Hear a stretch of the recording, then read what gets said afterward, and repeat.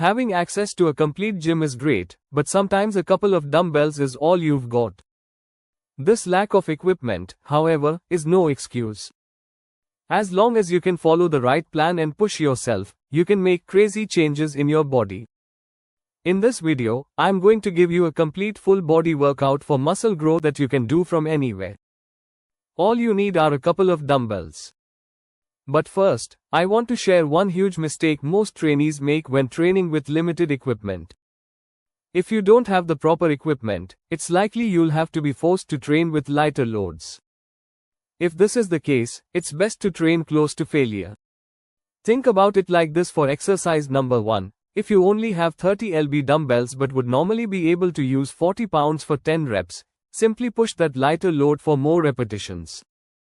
If you want to know the scientific reason, it comes down to something called Henneman's size principle. Your muscle fibers are recruited from smallest to largest.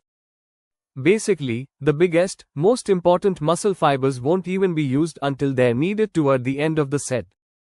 So if you are training with lighter loads, it's absolutely critical that you train to failure. Keep in mind I'm going to prescribe a rep target. But if the weight you have is lighter and requires higher reps, then make sure you take the set to failure or close to it. Now, without further ado, let's jump into the workout. Exercise number 1, dumbbell front squats, 4 sets, 10 reps. While we could start by hitting other muscles like the chest, it's important to do the heaviest, most fatiguing exercises first. When you perform a barbell back squat, the weight is behind you, so you bend over more to keep the center of mass over your midline. Dumbbell front squats allow you to have the weight in front of you so that you stay more upright. This in turn will make the exercise more quad dominant. This is especially useful for those with pre-existing knee or low back conditions. A 2009 study published in the Journal of Strength and Conditioning Research found that the front squat was as effective as the back squat in terms of overall muscle recruitment, with significantly less compressive forces and extensor moments, making them more advantageous for individuals with knee problems. The dumbbell front squat could be performed by holding a single dumbbell with both hands up to your chest, though technically this would be a goblet squat. Over time, you can increase the weight you're handling by using 2 dumbbells.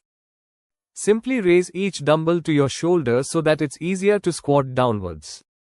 If you feel a little bit of tension in your core, don't be surprised as the core isometrically contracts to keep the weight up. Consider this a bonus of doing front squats. Exercise number 2, Romanian deadlift 3 sets, 12 reps. Up next, we have arguably the best overall posterior chain builder, the Romanian deadlift. Unlike the squat, the RDL focuses on the hamstrings and it's purely a hip extension movement. This is why the exercise is so effective at targeting both the glutes and hamstrings, as they are both responsible for hip extension. Research has also confirmed that when it comes to building big hamstrings, RDLs elicit near maximal hamstring activation. If you've ever felt the tension in your quads, or more likely your low back when performing this exercise, then here's a quick cue you can use to ensure you are targeting the glutes and hamstrings. As you bend over, push your butt back as if you are trying to close a drawer behind you. Although it may be a funny image, this simple cue will make it much easier to feel this exercise in the target muscles. Exercise number 3, dumbbell rows, 4 sets, 10 reps. The dumbbell row will primarily target the traps, rhomboids and lats, and depending on how you perform this exercise, you can either shift the emphasis to the lats or mid-upper back. If you are aiming to hit the mid-upper back, flare the elbows out a bit and focus on squeezing the shoulder blades. If you want to shift the tension to the lats, then lead with the elbow to the hip in an arc. If you do this, you'll likely have your torso a bit more inclined so that the reps are more in line with the lat fibers. Regardless of how you decide to execute this movement, make sure you are using a full range of motion, as research shows this leads to more muscle and strength gains. Exercise number 4, floor press, 4 sets, 10 reps. The floor press is similar to a dumbbell bench press, only you do it on the floor so your range of motion will be cut a bit short. For best results, pinch your shoulders down and back. This will help keep your shoulders safe and expose the chest a bit for greater activation in the pecs. Perform the floor press just as you would the dumbbell bench press and focus on using the pecs to bring the arms across the body. If you have access to a bench, I recommend sticking to a traditional dumbbell bench press instead. Exercise number 5, Standing Dumbbell Overhead Press. 3 sets, 12 reps. One study, published in the Journal of Strength and Conditioning Research, compared different types of overhead presses. They looked at the standing barbell overhead press, the standing dumbbell overhead press, the seated barbell overhead press, and the seated dumbbell overhead press. The results were pretty surprising. The standing dumbbell overhead press led to the most activation of the deltoid muscles. Since it's a little awkward to get heavy dumbbells to your shoulders, this exercise is perfect for higher reps, and because of the stabilization requirements, you'll even get a bigger stimulus in your mid-delt. Exercise number 6, Dumbbell Curls, 3 sets, 15 reps. The biceps are responsible for a few functions. First and most obvious are elbow flexion or bending the arm and shoulder flexion or raising the arm in front of you. But there's also another function called supination or rotation of the forearm and hand to turn your palm upward. Unlike the barbell, the dumbbell allows a freer range of motion.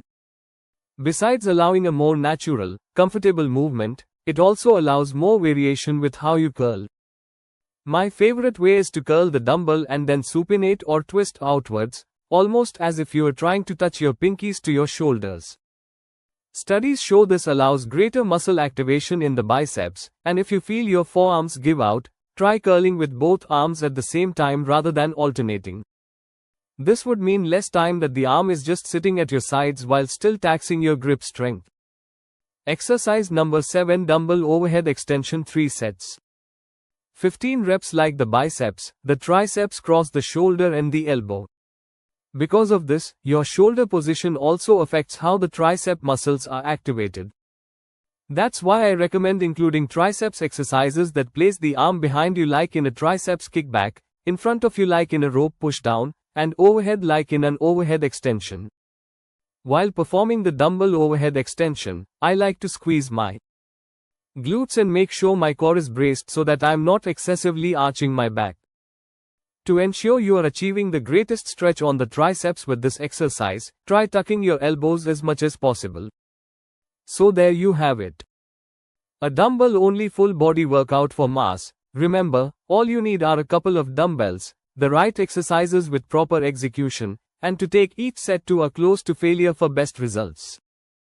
As a beginner, I recommend you stick to a moderate approach by doing full body workouts 3 times per week, but as you become more advanced, I'd recommend experimenting with more frequent full body workouts. Did you find this video helpful? If so, click the like button below as it'll truly help out the channel. Make sure you subscribe for more videos and don't forget to turn on post notifications so you don't miss the next one.